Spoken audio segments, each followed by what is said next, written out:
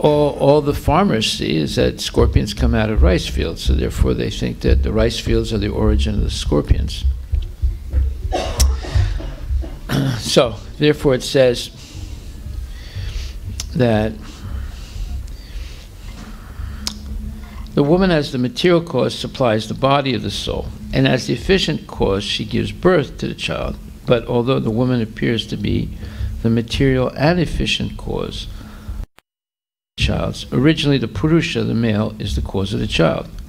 Similarly, this material world gives rise to varieties of manifestations due to the entrance of Garbhodakshayi Vishnu within the universe.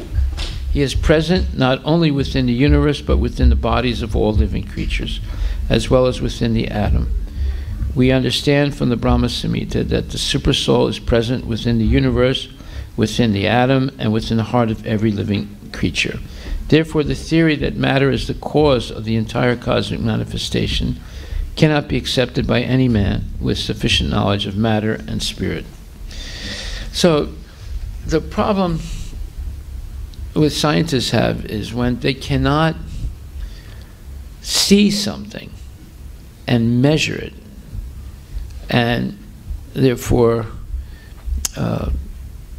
have a material, let's say, means of measuring and verifying that something exists, they assume that there's no that there's nothing there, but that's not a fact. Like, for example, many years ago, like 200 years ago, scientists didn't know about electromagnetic waves.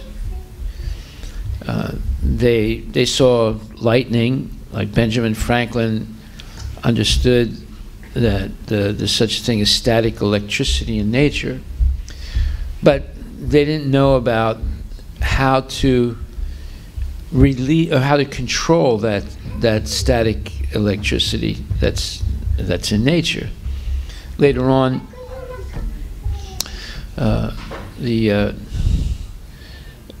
Maxwell, a theoretical physicist, theorized the existence of electromagnetic waves, and then as time went on, people began to experiment to try and find that. And you have Jagadish Chandra Bose in India, you have Marconi in Italy, you have Tesla, and all these people. They finally figured out how to release the electromagnetic waves and control them and direct them. And then the cell phone, as well as television and radio and all these things, came into existence. Previous to that, they didn't understand. Like right now, there are electromagnetic waves going through this room. We don't see them. Of course, if you have a cell phone, or if you have a radio or a television, you suddenly become aware that somehow or other there's communication being picked up through the atmosphere. So, in the same way, there are unseen things when it comes to the material creation. There's the efficient cause and the material cause. The material cause is the material nature, and the efficient cause is God Himself. He's present not only in every atom, but in the heart of every living entity. So this is explained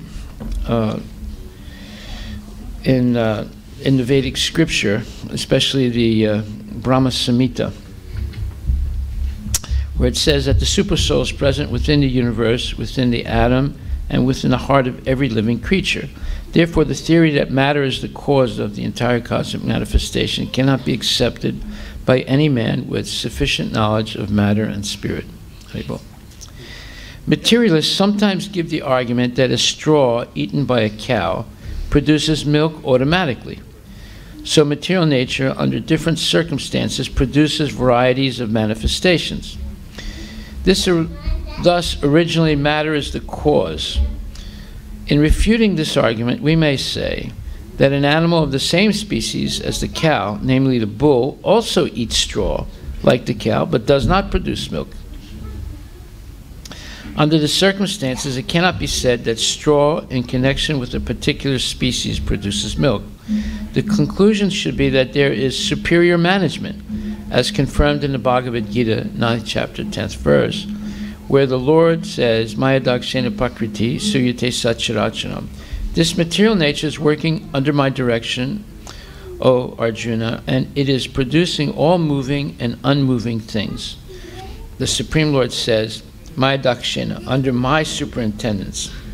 When he desires that the cow produce milk by eating straw, there is milk. And when he does not so desire it, the mixture of such straw cannot produce milk. If the way of material nature had been that straw produced milk, a stack of straw could also produce milk, but that is not possible.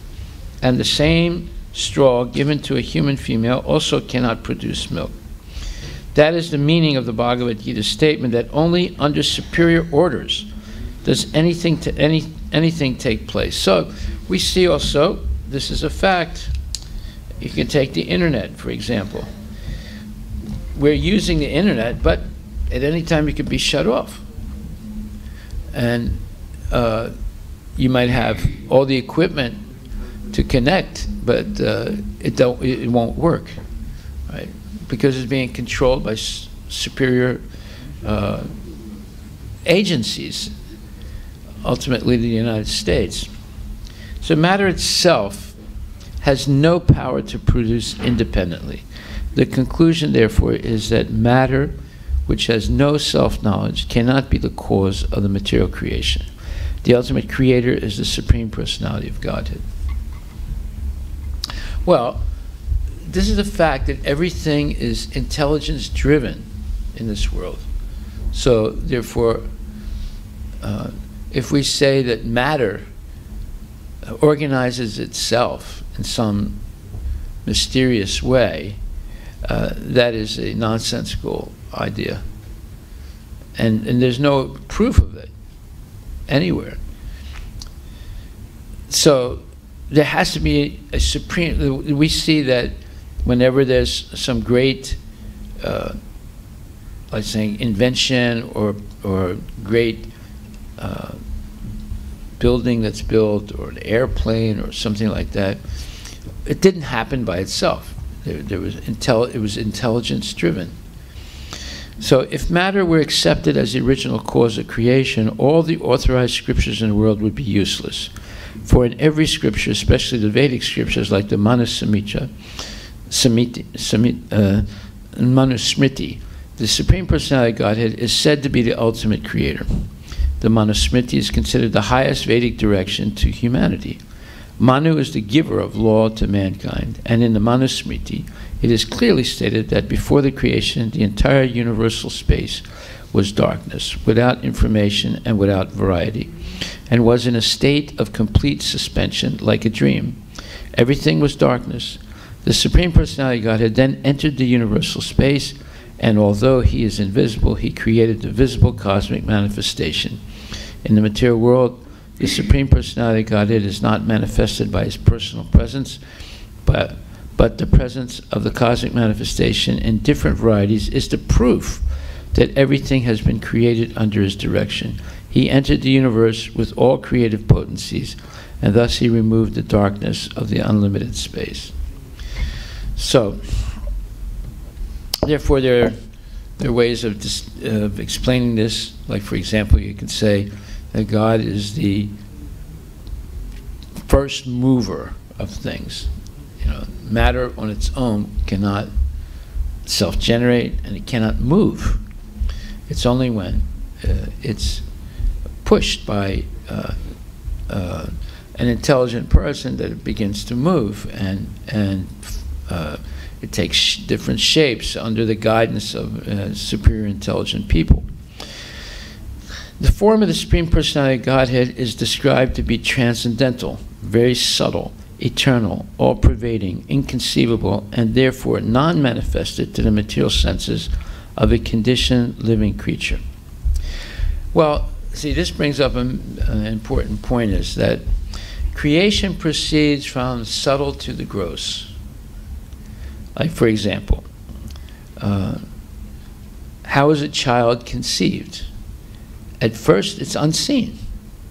You don't see how it exactly happens, but something passes from a male to a female, and it begins to develop, and it happens on a microscopic level. To see a sperm, you need a microscope, but you don't necessarily see the soul in the sperm, right? You know there's something there because it's moving, and then it enters this ovum, which is creates let's say, fertile ground for growth. And so the human being begins in a very subtle way, and then develops into a gross manifestation of a body, and it's a slow development. So it's hard for us to conceive that, but everything starts from a subtle and goes to a gross form, and then it gradually deteriorates and becomes unseen again. So this type of progression is the way nature works. Like, for example, the seed of a gigantic tree, like a banyan tree, is very small. It's just like this big, and the banyan tree can become like the banyan tree in Calcutta. It's one complete city block. It's like huge, right? And it's one tree, but it seems to be many trees, because a banyan tree each one of the branches can grow downwards and root and become like a tree, right? So from one seed you have an entire forest that's produced. So that's a very subtle thing. In other words, in that one little seed, there's all that information that expands, right? And it grows just fantastically over time. Like, we have one banyan tree in our temple in Hawaii.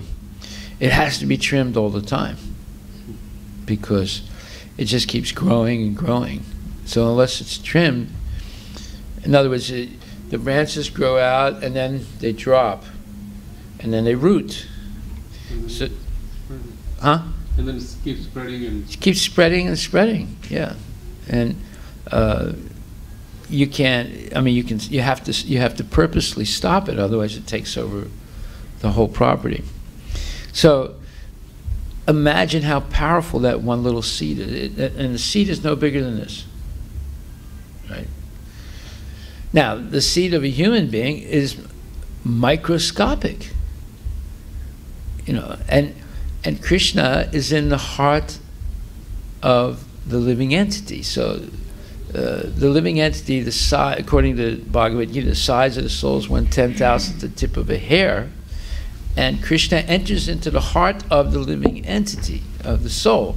So he's smaller than 1/10,000th the tip of a hair, right? Already 1/10,000th the tip of the hair, you can describe it, but you can't measure it.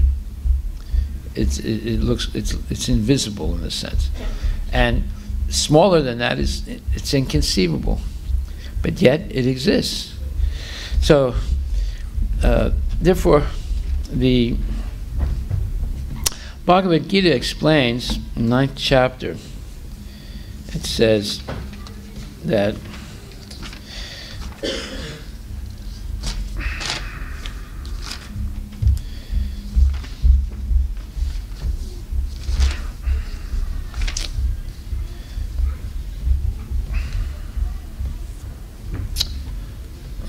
I'm sorry, let's see.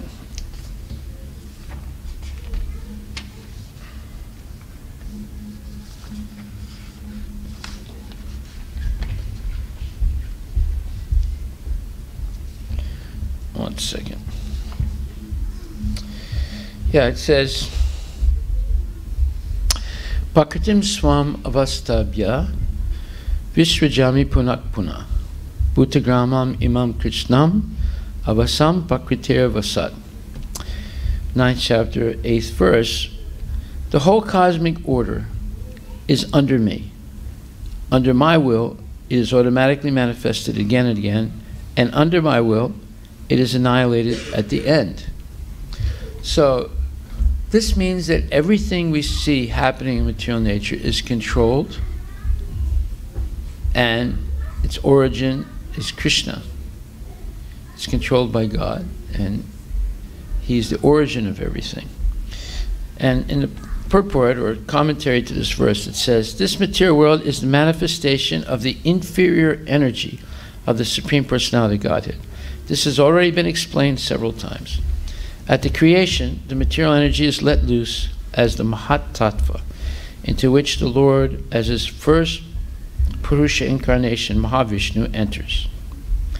He lies within the causal ocean and breathes out innumerable universes.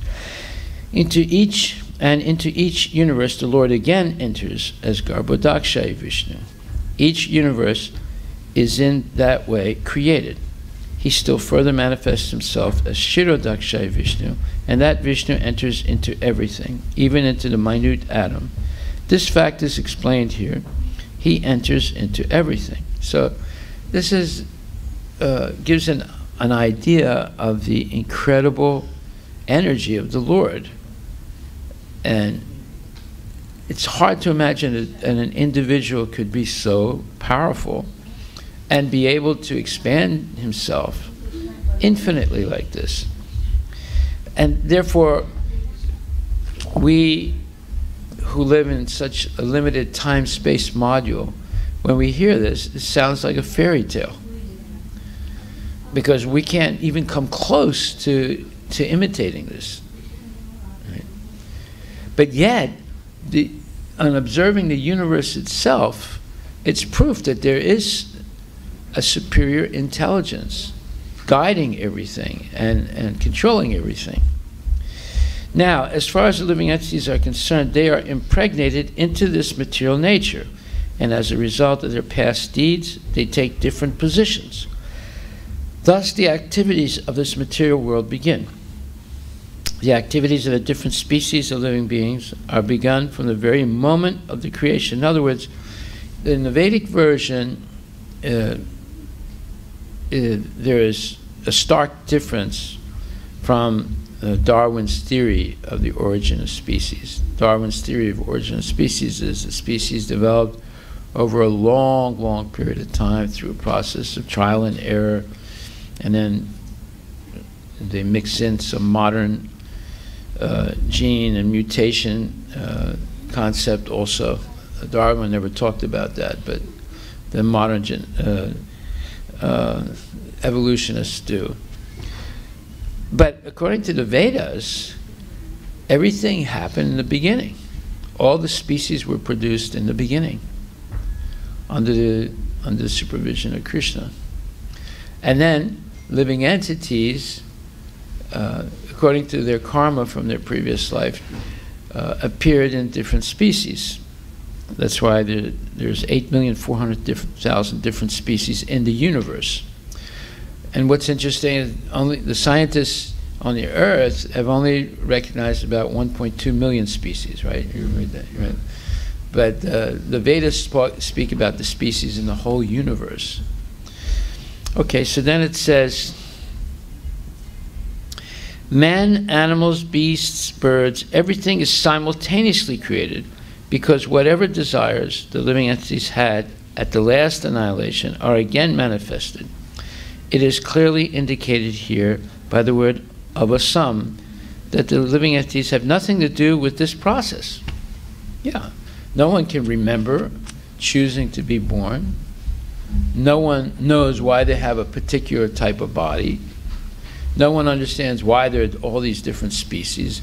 We have phony explanations of Darwin and other evolutionists, and anyway, they have no explicit proof that that's the origin of things. So the state of being in the past life, in the past creation, is simply manifested again, and all this is done simply or God's will. This is the inconceivable potency of the Supreme Personality of Godhead. And after creating different species of life, he has no connection with them. The creation takes place to accommodate the inclinations of the various living entities, and so the Lord does not become involved with it. So in other words, there is a certain degree of free will that every living entity has. Of course, it's very limited in the animals and the insects, but you see it definitely manifest in the human species. Okay. All right, so, yeah. Just one question. So this Garbhodakshay Vishnu and then Kshirodakshay Vishnu, that enters into every material manifestation. Garbhodakshay Vishnu enters into every universe and creates diversity in the universe. And then he expands to Kshirodakshay Vishnu, who enters into every atom and the heart of every living entity. This is why things work. Oh, so the same Kshirodakshay Vishnu is the Paramatma? Yes. Okay. Yeah, this is why things work in this world. How come there's spring? How come the planets are revolving in a perfectly synchronized way? How come the planets are moving in a predictable way? I mean, scientists, astronomers can predict when there's going to be an eclipse of the sun, an eclipse of the moon. How come they can do that? Because everything is moving in a precise way. How has all that precise movement been organized? Human beings didn't organize it, you see.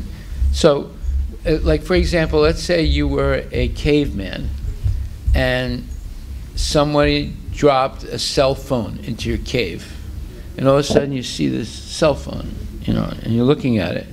Now, the caveman, he wouldn't be able to understand. I mean, he knows, he can see it's something exceptional, but he wouldn't know how to use it, or he wouldn't understand what it is. So that's us. We're like cavemen. We're looking at this creation. Everything is happening in a synchronized, perfect way. Everything is organized. And if you study nature, most people never really study nature carefully. There are many cycles in nature. There's the water cycle, there's the wind cycle, there's the carbon cycle, there's the nitrogen cycle. Who established all these cycles?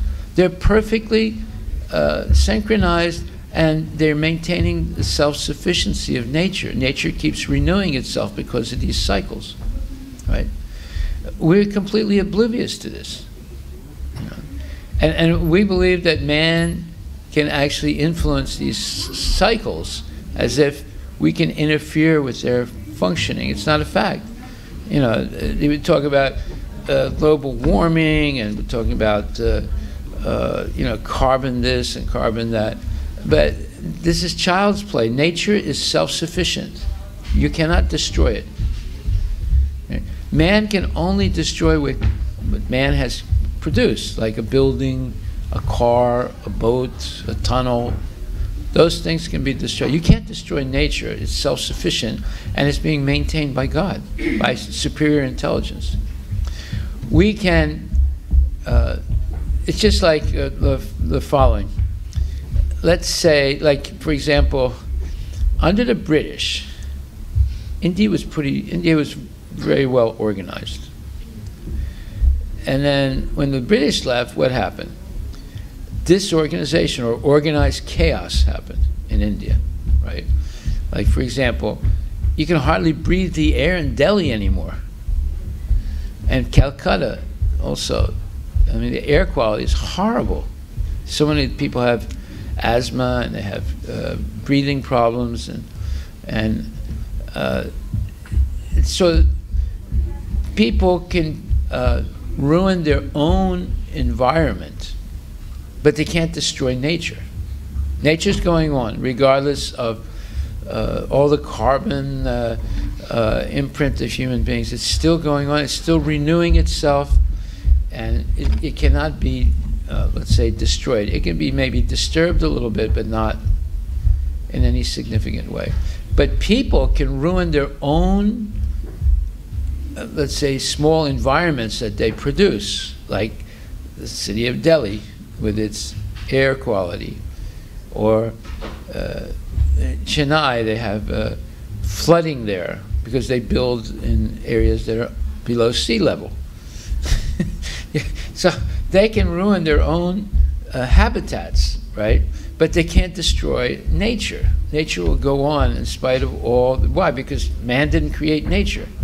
But God created it in a self-sustaining way. That's why when it says he remains aloof, that his creations are all self-sustaining. Okay. And by the way, we're preparing a book about these cycles in nature. Once you understand how the cycles of nature are working and how nature is actually self-sufficient, you're like amazed. You suddenly realize that, you know, there's a huge, incredible intelligence behind the creation. You know, if we try to even, like for example, if I want to make water, so I have to buy hydrogen, I have to buy oxygen, I have to buy some kind of pressurized tank, and need some kind of extreme heating element, right? And under certain circumstances, a molecule of water is produced. It could cost me many, many thousands of dollars to do that small experiment in a laboratory, right? Now imagine, where did all the hydrogen and oxygen come from for the ocean? It cost me thousands of dollars to make like a pint of water in my laboratory, and a lot of hard work. And so from where did all that hydrogen and oxygen come from for the ocean, like the Pacific Ocean? Look how big it is. See? So we live in a bubble. We don't realize what's going on in nature, you know, and it's not happening by itself. Our production of a pint of water in our laboratory did not happen by itself. It took a lot of effort and money to make just a pint of water. And imagine who and what kind of person it was that could make a whole Pacific Ocean and Atlantic Ocean, you see. So we have to wake up and understand the reality of things. So then in this verse, the next verse says, I mean, the previous verse to that is, I'm sorry, and then we'll continue here in the Adi Lila. So,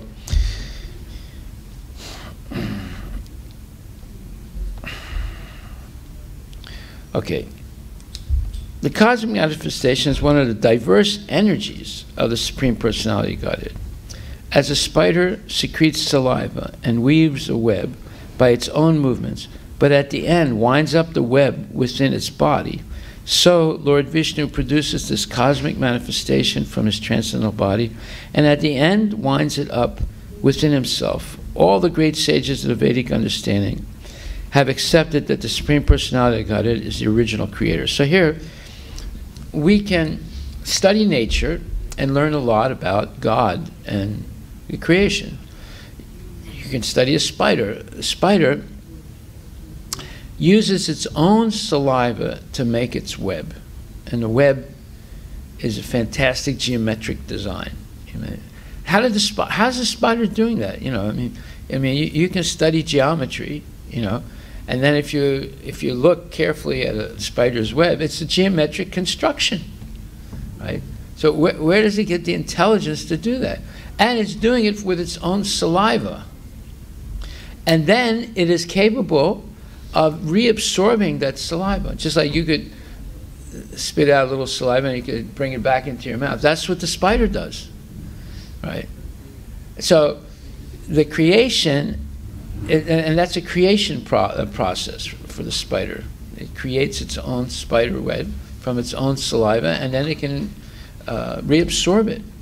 So God has this incredible potency to expand his own energies, and the material nature is only one of his energies.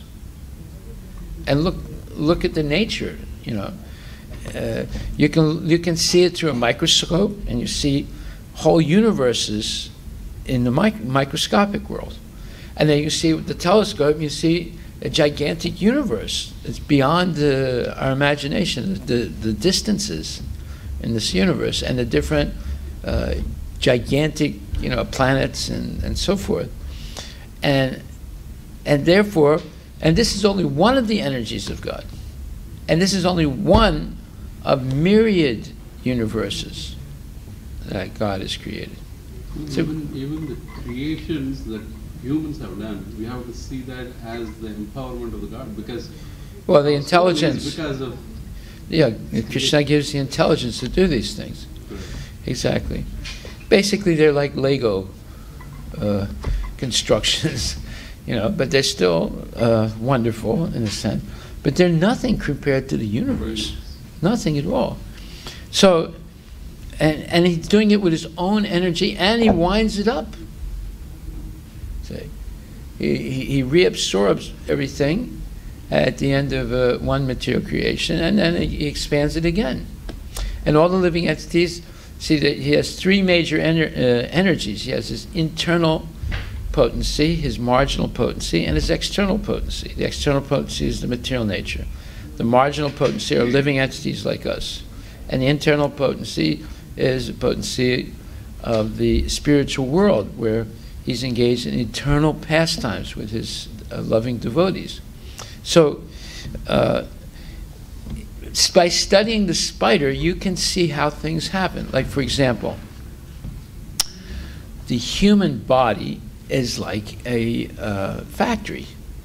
It's like a chemical factory.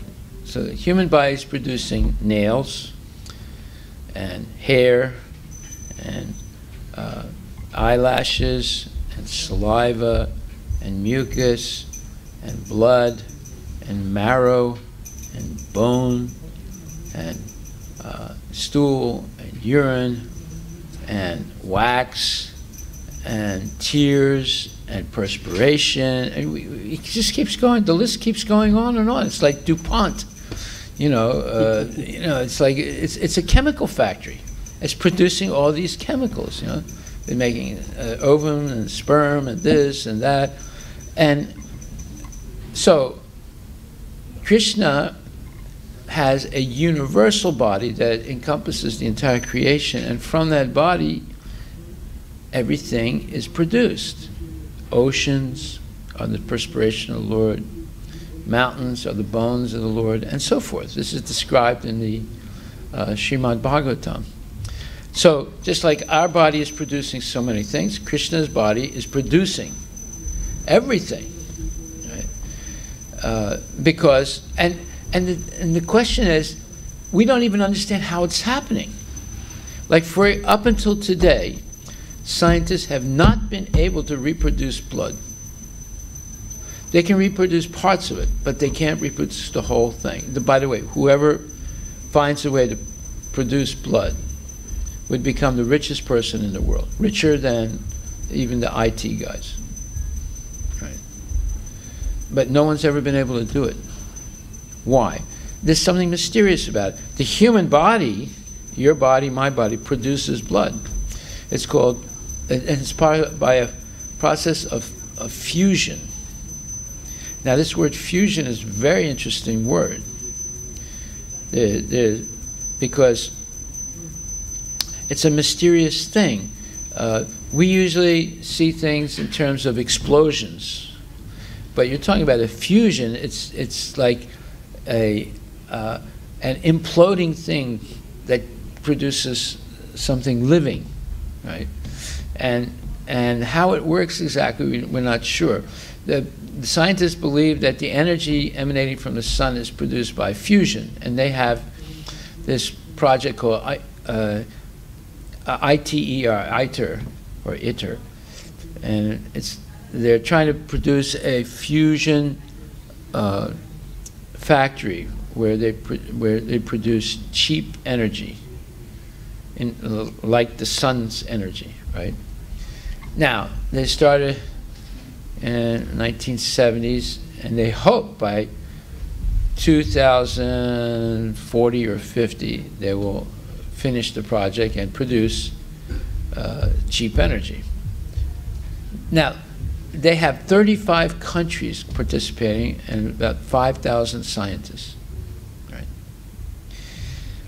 To do what? To make a very minuscule replica of the sun. So who created the sun? Right? It's going to take them about 60 to 80 years to finish this project. So at least 60 years to finish this project, and it's costing billions of dollars. And they have 5,000 scientists working on it. They're producing, they're building the plant in the south of France. Right? So, and that's only a minute imitation of the sun, right? A minute, and there's no guarantee they're going to succeed. But anyway, so who created the sun? Right?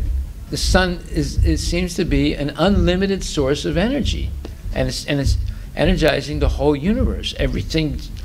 All the energy we have in this world is a derivative of the sunshine, because plants capture the sunshine through photosynthesis, and they produce the glucose.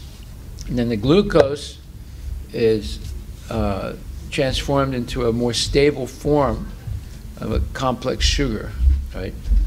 And then that, when the plants are pressed in the earth on a long period of time, it produces gas, oil, coal. Those three things are the sources of energy, right?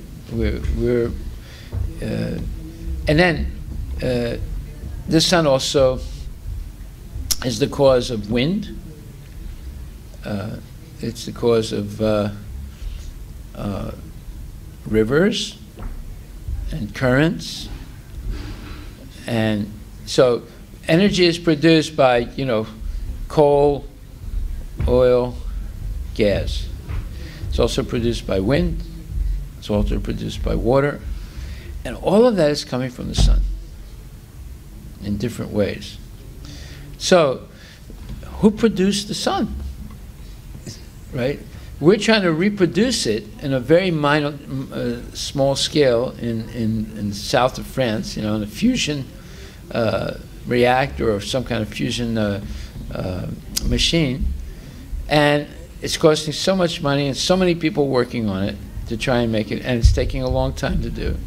But yet the sun has been going for an indefinite period of time, and it doesn't seem like it's going to stop. So you see, unless we're able to understand these things, we're actually ignorant. And in that ignorance, we develop this false pride to think, oh no, there's no God, I'm going to become a God. Okay, so it is sometimes claimed that the impersonal speculations of great philosophers are meant for the advancement of knowledge without religious ritualistic principles. But the religious ritualistic principles are actually meant for the advancement of spiritual knowledge. By performance of religious rituals, one ultimately reaches the supreme goal of knowledge by understanding that Vasudeva, or Krishna, the Supreme Personality of Godhead, is the cause of everything. So this is basically a verse in Bhagavad Gita, 9th chapter, where it says, Bahunam Janmanamante Jnanavamam Prapadyante Vasudeva Saramiti Sa Mahatma Sudurlabhaha. So it's the 18th verse of the 9th chapter, and it says that, I'm sorry,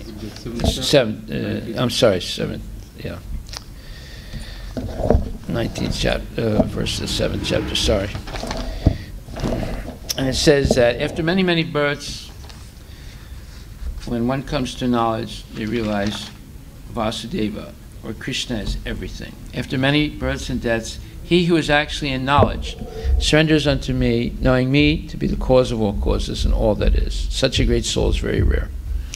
And in the commentary, Srila Prabhupada explains, the living entity, while executing devotional service or transcendental rituals, after many, many births, may actually become situated and transcendental pure knowledge that the Supreme Personality of Godhead is the ultimate goal of spiritual realization. In the beginning of spiritual realization, while one is trying to give up one's attachment to materialism, there is some leaning towards impersonalism. But when one is further advanced, he can understand that there are activities in the spiritual life and that these activities constitute devotional service. Realizing this, he becomes attached to the Supreme Personality of Godhead and surrenders to Him. At such a time, one can understand that Lord Sri Krishna's mercy is everything, that He is the cause of all causes, and that this material manifestation is not independent from Him. He realizes the material world to be a perverted reflection of spiritual variegatedness, and realizes that in everything there is a relationship with the Supreme Lord Krishna. Thus he thinks of everything in relation to Vasudeva or Sri Krishna. Such a universal vision of Vasudeva precipitates one's full surrender to the Supreme Lord Sri Krishna as the highest goal. Such surrendered great souls are very rare. So, when people engage in ritualistic activities, such as Satyanarayana Puja or different types of rituals, the purpose is to gradually wean oneself away from material attachment and develop the equilibrium of the mind to regularly hear spiritual knowledge in the form of Bhagavad Gita and Srimad Bhagavatam. And then one develops the conviction that Krishna is the Supreme Personality of Godhead and I am His eternal servant. And then one develops this universal vision. What is universal vision?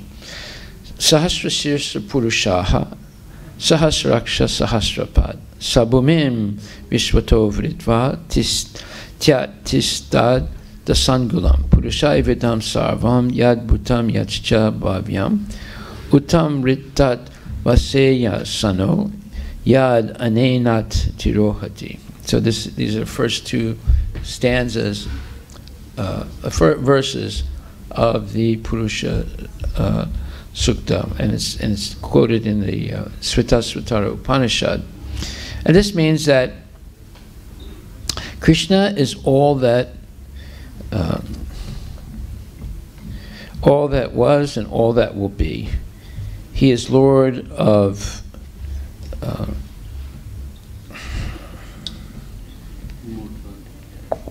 He's Lord of what? It says Lord of immortality. Yeah, immortality, yeah. And all that is nourished by food. Lord Vishnu has thousands of heads, thousands of eyes, thousands of feet. He is encompassing the whole universe. He still extends beyond it, and so forth. So, in other words, Krishna is everything. Vasudeva Sarvamiti. So, when we say everything, that doesn't mean that everything is Krishna, but everything is made of Krishna's energies, everything is maintained by Krishna, and therefore Krishna is the Supreme Personality of Godhead. Nothing is independent of the Lord. Everything is dependent on Him. So it is clearly stated in the Bhagavad Gita that even those who are advocates of knowledge alone, without any religious ritualistic processes, advance in knowledge after many, many lifetimes of speculation, and thus come to the conclusion that Vasudeva is the supreme cause of everything that be. As a result of this achievement of the goal of life, such an advanced learned scholar or philosopher surrenders unto the Supreme Personality of Godhead. Religious ritualistic performances are actually meant to cleanse the contaminated mind in the material world, and the special feature of this age of Kali is that one can easily execute the process of cleansing the mind of contamination by chanting the holy names of God, Hare Krishna, Krishna Krishna, Hare Hare, Hare Rama, Rama Rama, Hare Hare. So, one can engage in many different ritualistic activities, or one can take directly to chanting Hare Krishna and attain the same purification and rather quickly, rather than going through many different lifetimes. So that's the special benediction of the Hare Krishna Maha Mantra.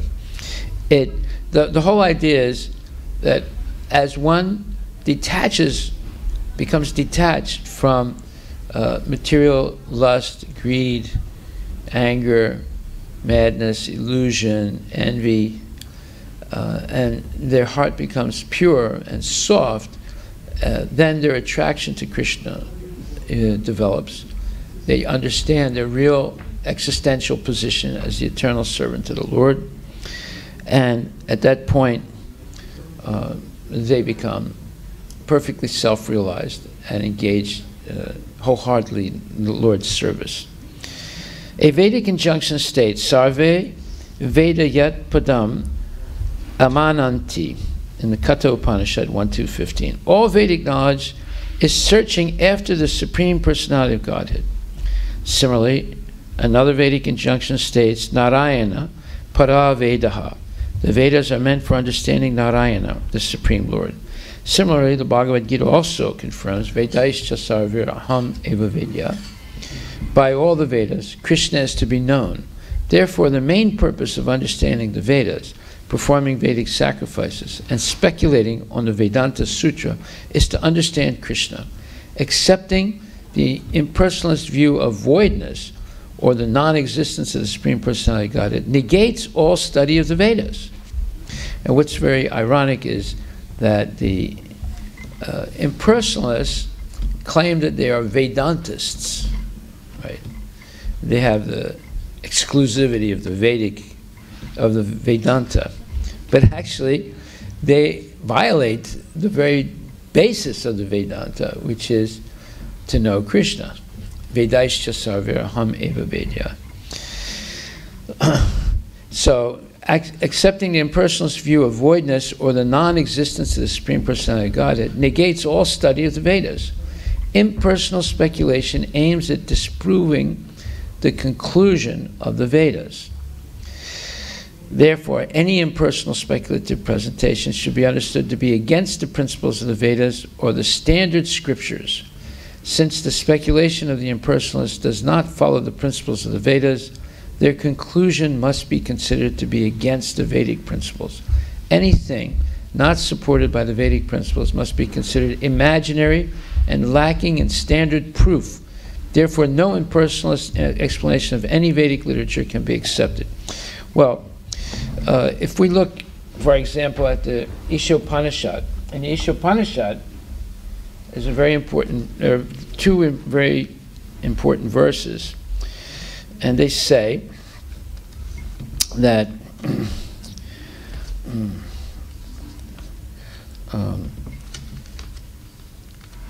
Hiranmayana patrina satyasyapi tambukam tattvam pusam pavrinu satyadharmaya dristaya.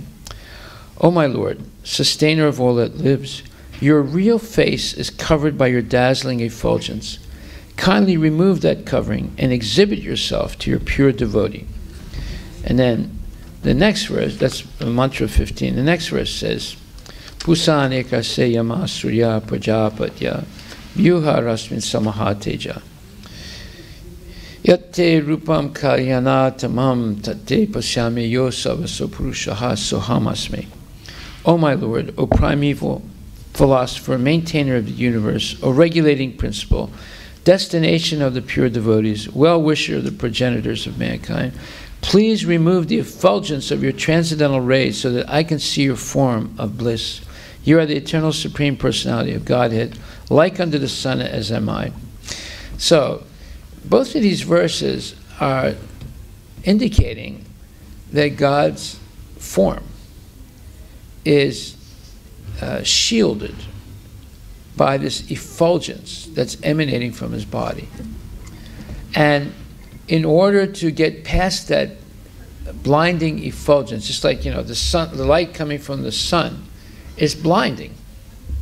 By the way, if there's ever a solar eclipse, you are definitely told not to look at it, because you can go blind. Because when at that point where the sun is gradually being eclipsed, the energy of the sun is so powerful it can make you blind. Yeah. And it's a very strange time. Like whenever there's a solar eclipse, everything's very quiet and mysteriously, it's something mysterious about it going on. And the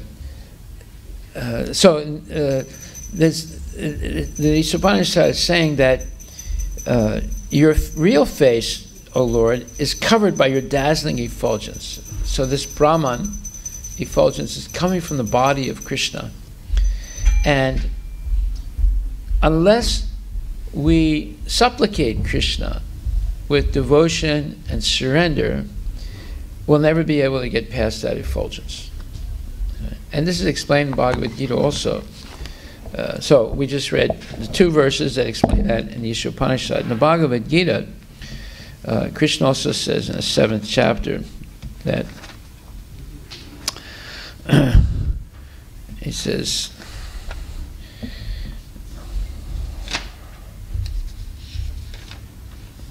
Naham prakasa sarvasa yogamaya samanvritaha buddho yam nabijananti lokomam ajam avyayam.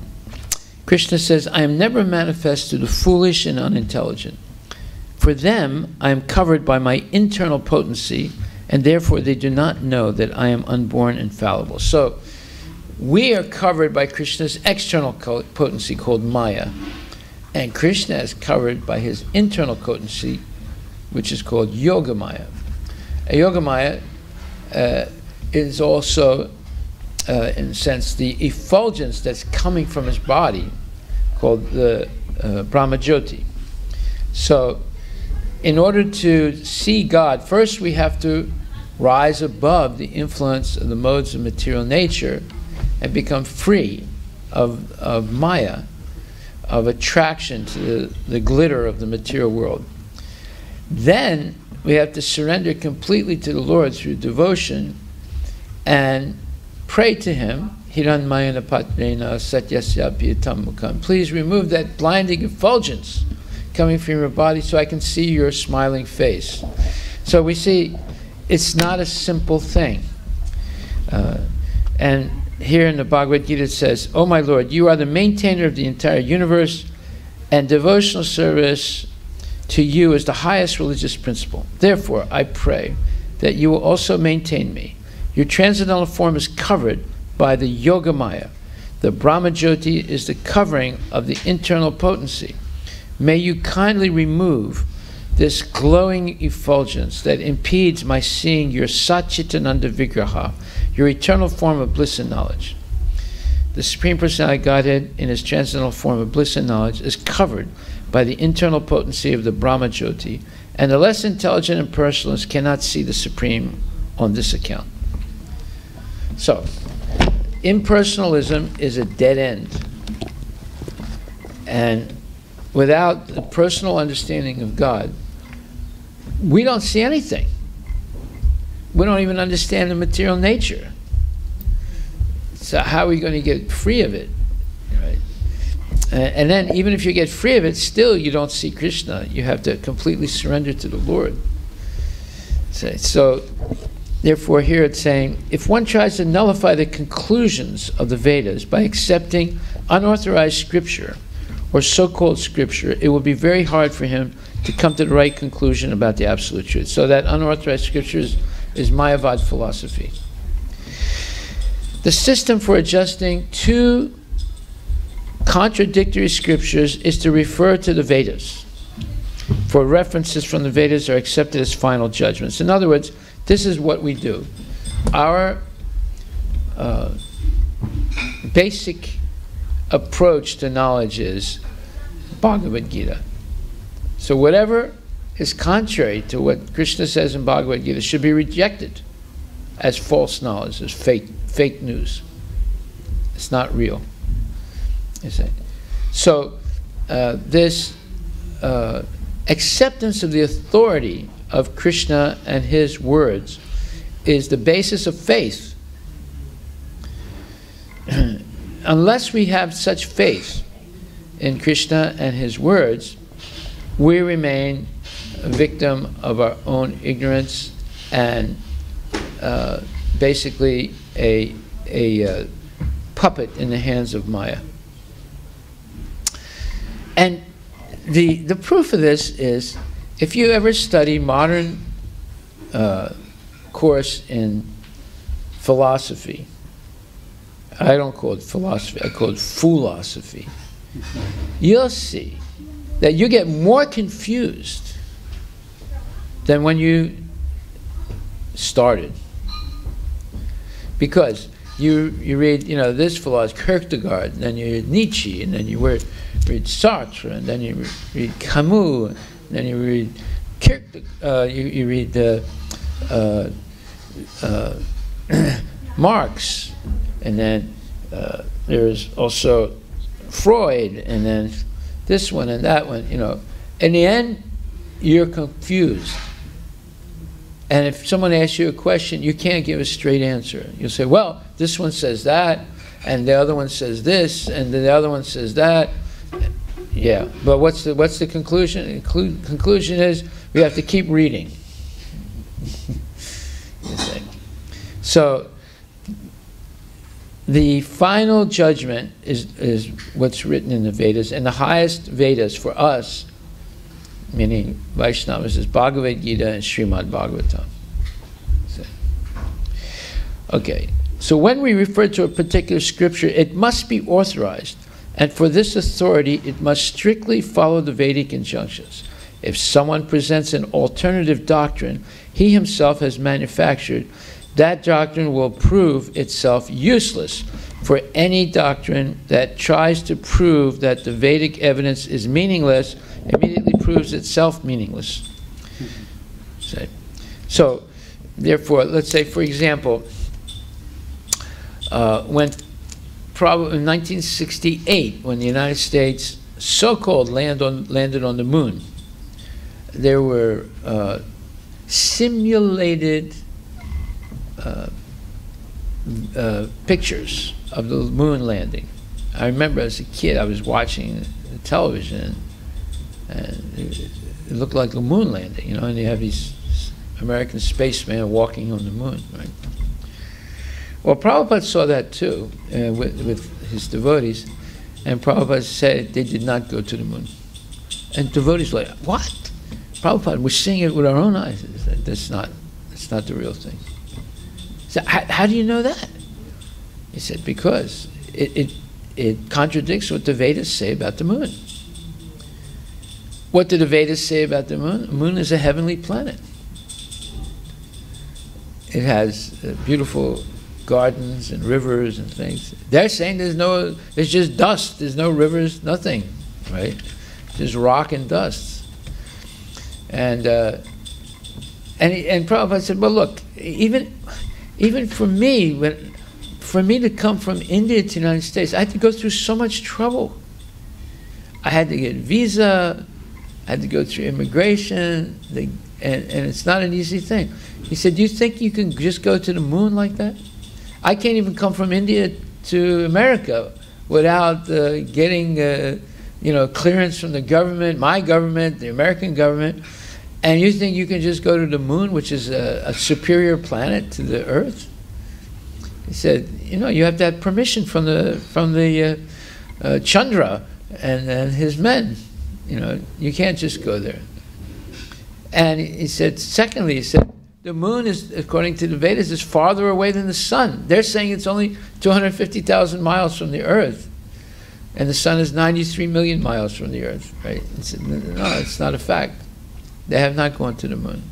And then he gave a whole bunch of reasons, based on what? Based on the descriptions of the Vedas of the moon, and it's also explained in the Srimad Bhagavatam. And he said they're not in concurrence. They are differing on every point from what the moon is described in the Srimad Bhagavatam. So therefore they have not gone. And devotees were flabbergasted. They couldn't believe what Prabhupada was saying this. And then at that time, in 1968, there were already moon realtors in New York City. They were mapping out the real estate on the moon. Pan Am was announced that they would have regular flights to the moon by 1975 or 6. Right? None of that happened. All those realtors, they never sold one property on the moon. Pan Am actually went belly up, bankrupt, right? And then after that, the United States said, we're not going to the moon because there's no water there. We're going to go to Mars now. They spent $30 billion, in the 50s and 60s to go to the moon. And what did they have to show for it? 6 rocks in the Smithsonian Institute. So 6 into 30 billion is what? Like $5 billion a rock. And those rocks look very suspiciously like rocks in New Mexico or Arizona. Right. So the whole thing is nonsense. Right. The whole thing is not. They're still trying to go to the moon. Israel announced yesterday that they're going to send. It'll be the first rocket that'll land on the moon by a private company. Right. We'll see. And the Chinese claim they sent a rocket on the dark side of the moon and landed on it. It's all a bunch of nonsense, and they have nothing to show for it.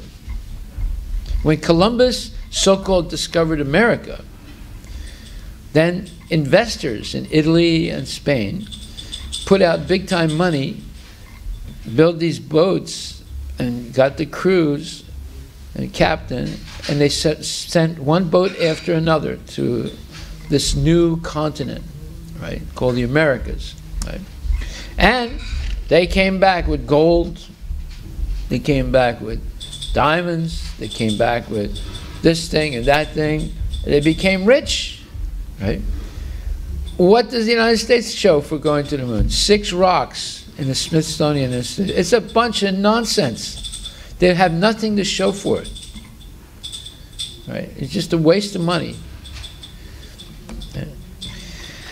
Okay, when we refer to a particular scripture, it must be authorized, and for this authority, it must strictly follow the Vedic injunctions. If someone presents an alternative doctrine he himself has manufactured, that doctrine will prove itself useless. For any doctrine that tries to prove that Vedic evidence is meaningless immediately proves itself meaningless. The followers of the Vedas unanimously accept the authority of Manu and Parasara in the disciplic succession. Their statements, however, do not support the atheistic Kapila, because the Kapila mentioned in the Vedas is different from Kapila,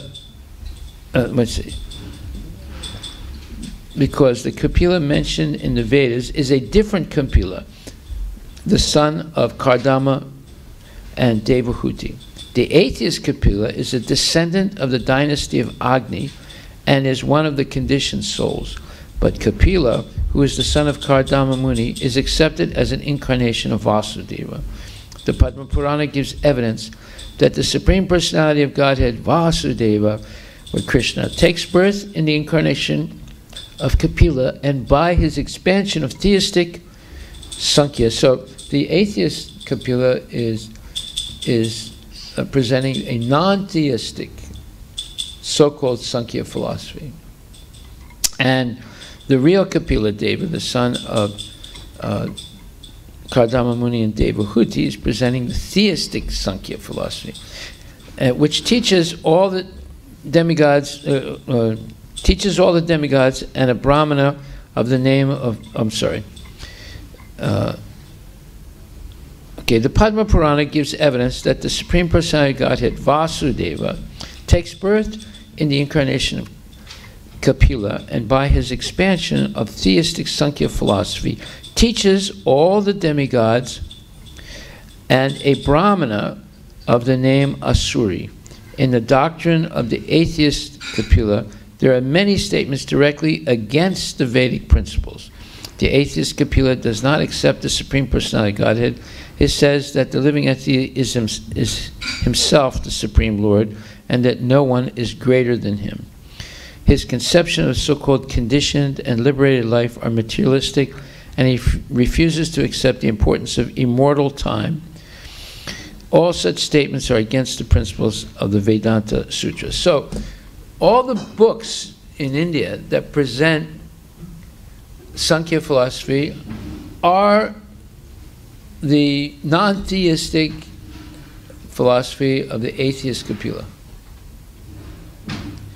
And we read it earlier, like last Tuesday, Wednesday, we read Baladev Vidyabhusan's explanation of the false Kapila's Vedanta, Sankhya philosophy, in which he only talks of 25 dravyas, right, elements, 24 material elements, and then a Purusha, but the Purusha with a small p, meaning a living entity like us, not the Purushottama, or the Supreme Personality Godhead, which is this 26th element. So you see, and this is why when I first went to the Indian Embassy in Paris and to go to their library, and I examined the different books on philosophy in their library. I mean, they had a lot of books, you know, and there was like, you know, Karma Mimamsa, and Nyaya, and Vaisheshika, and Sankhya, and Vedanta, all these, and I looked at them, you know, and there were big books like that, you know, and each one was talking about dravyas, and this thing, and that thing. I just got confused. I couldn't understand what the heck are they talking about, right? It didn't make sense at all to me. So I just said, that's it, boy, I'm putting a big X on India. I don't want to have anything to do with it. It's all confusing. And it was confusing. So here Prabhupada is going through all the trouble to show the fault in it. And that there is a fault in it, because the darshans, or the schools of philosophy, the 6 major schools of philosophy, Nyaya, Vaisheshika, and Sankhya, and Karma Mimamsa, and Vedanta, and Yoga Sutras, all these 6 schools, they all have false representations in modern times. Just like there's a real Kapila and a false Kapila. Each one of those philosophies from ancient times have modern interpreters that give a false representation of it. And that's what they print in the books. And they produce in India.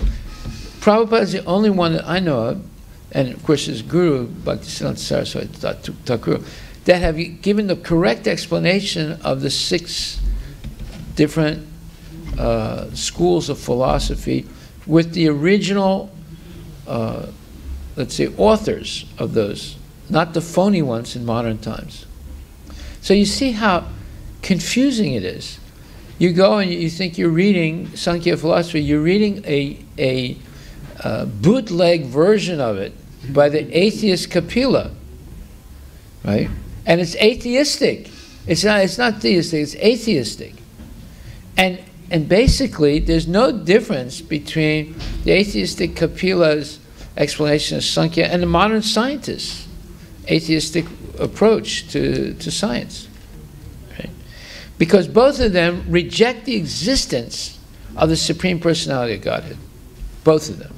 The modern scientists and the atheistic Kapila.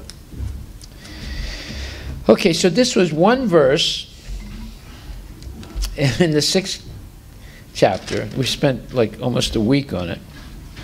And the verse says, just as the external energy consists of 2 parts, the efficient cause, nimitta, and the material cause, upadana, Maya being the efficient cause, and the pradhana, the material cause, so the Lord, Vishnu, the Supreme Personality of Godhead, assumes 2 forms to create the material world with the efficient and material causes. So a material cause is like a mother. The baby is made from the body of the mother, and the efficient cause is the father who plants the seed in the womb of the mother. So, but the efficient cause, you don't see it. You just see the material cause. So therefore, scientists and atheistic Kapila, they say, the mother is both the efficient and the material cause. And that way they create an atheistic philosophy. See? They say matter is both the source of the energy, is the product of the energy. The source of the energy is the product of the energy. So it's double talk and it's nonsense. Okay. So then, Haribol. Shishirada Nilamadava Ki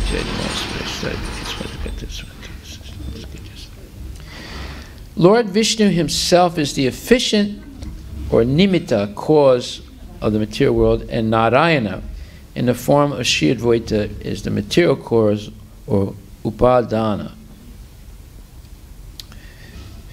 This is Harivilas 6.16.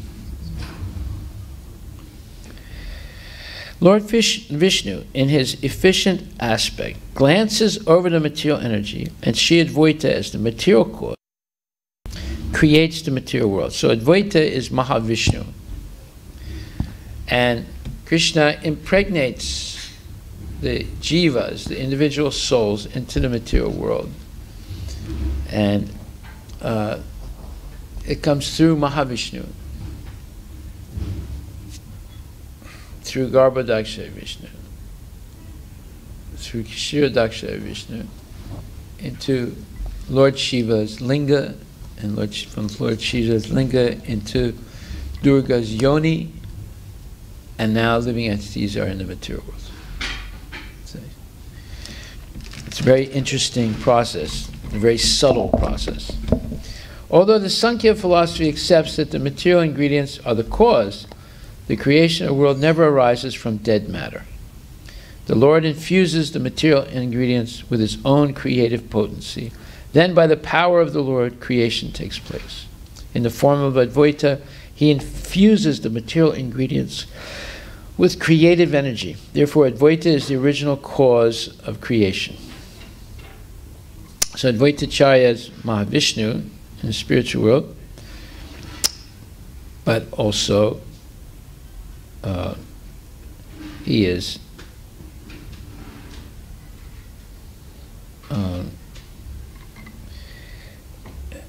he is present in the material world as, or he's also present as Sada Shiva. So this becomes very mysterious. But Sada Shiva is, his linga is the, let's say, a material conduit, and then Mother Durga, representing the material energy, produces the body. Shri Advaita is the creator of millions and millions of universes, and by his expansions, as Garbhodaksha Vishnu, he maintains each and every universe. Shri Advaita is the principal limb, anga, of Narayana. Srimad Bhagavatam speaks of the limb, anga, as a plenary portion, amsa, of the Lord. O Lord of Lords, you are the seer of all creation. You are indeed everyone's dearest life. Are you not, therefore, my Father, Narayana? Narayana refers to one whose abode is in the water, born from Nara, Garbhodaksha Vishnu, and that Narayana is your plenary portion. All your plenary portions are transcendental, they are absolute, and are not creations of Maya. This verse describes that the limbs and plenary portions of the Lord are all spiritual. They have no relationship with the material energy. Why has Shri Advaita been called a limb and not a part? The reason is that limb implies greater intimacy. Shri Advaita, who is a reservoir of virtues, is the main limb of Mahavishnu. His full name is Advaita, for he is identical in all respects with the Lord. As he has formerly created all the universes, now he descended to introduce the path of bhakti. He delivered all the living beings by offering the gift of Krishna bhakti. He explained the Bhagavad Gita and Srimad Bhagavatam in the light of devotional service. Although Sri Advaita Prabhu is an incarnation of Vishnu for the welfare of the conditioned souls, he manifested himself as a servitor of the Supreme Personality of Godhead, and throughout all his activities he showed himself to be an eternal servitor. Lord Chaitanya and Lord Nityananda also manifested the same principle, although they also belong to the category of Vishnu. if Lord Chaitanya, Lord Nityananda, and Advaita Prabhu had exhibited their all-powerful Vishnu potencies within the material world, people would have become greater impersonalists, monists, and self-worshippers than they had already become under the spell of the sage. Therefore, the personality of Godhead and its different incarnations and forms played the parts of devotees to instruct the conditioned souls how to approach the transcendental stage of devotional service. Advaita Acharya especially intended to teach the conditioned souls about devotional service. The word Acharya means teacher. The special function of such a teacher is to make people Krishna conscious. A bona fide teacher following in the footsteps of Advaita Acharya has no other business than to spread the principles of Krishna consciousness all over the world. The real qualification of an Acharya is that he presents himself as servant of the Supreme. Such a bona fide Acharya can never support the demoniac activities of atheistic men who present themselves as God. It is the main business of an Acharya to defy such impostors posing as God before the innocent public. Wow. So, I will stop right there, continue tomorrow.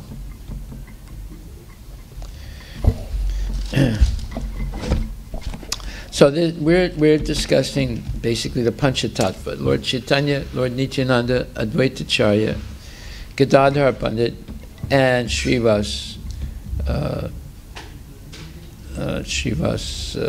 Sri Srivas Acharya. So this is called Godhead.